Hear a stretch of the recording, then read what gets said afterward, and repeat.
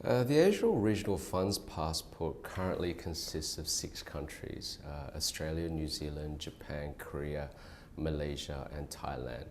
Literally, these governments have gotten together and gone, look, let's do a regional type of passporting so that someone in Australia can potentially buy a Malaysian fund, or someone in Thailand can buy a Korean fund, etc.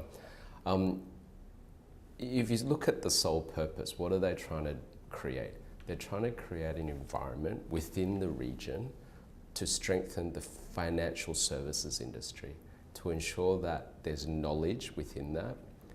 From a legal perspective, they're trying to strengthen it so that the countries involved have confidence in buying these funds and knowing that they're legitimate funds and that the fund managers that they're investing in don't go broke. Thirdly, and I think it's quite important, is it's keeping the money within the region.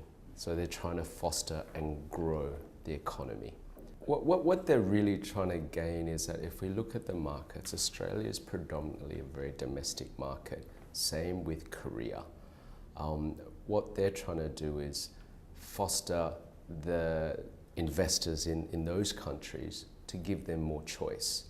For example, an underlying investor may think Malaysia, with its current trend, may be a great investment, or Thailand may be a great investment, and these investors may not have the ability to access the direct equities there or any type of managed fund because it's quite niche. But if you've got a lot of these fund passporting in place, can you imagine having a Malaysia fund manager being able to offer a particular fund to the investors in Australia or any other counterparty countries involved? It brings a different element as part of their investment. Firstly, in the ARFP, what's important is the different tax regimes. So we have some countries with a higher tax regime, whilst others may not have a higher tax regime, especially for foreign investors. So these things need to be equalized so the investors don't get disadvantaged. Secondly, timing. Even though there is no difference in time, an example that we use is between Hong Kong and China for the mutual recognition of funds, which is a separate scheme. A lot of the last orders received by Hong Kong fund manager is around 8 o'clock at night. And there is no time difference between Hong Kong and China.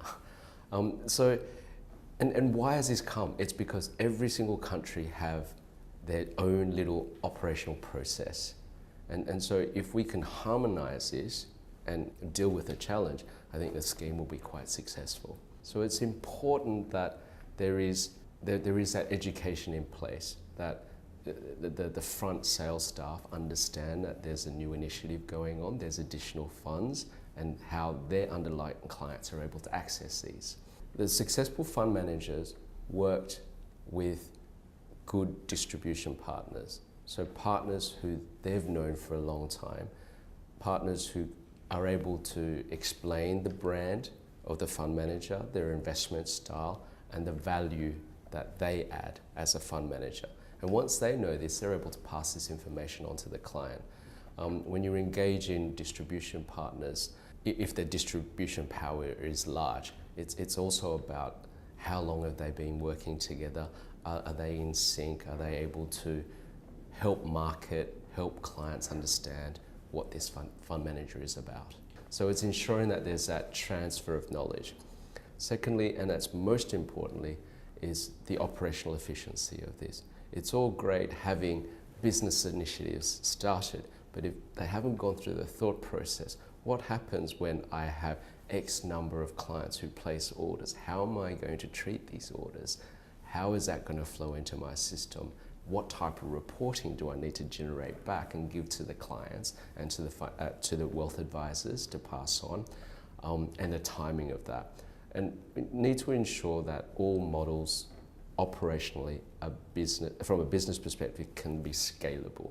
It may be okay when there's only 5 clients subscribing per day, but what happens in the case of China, where you have 1 million clients with smaller amounts subscribing?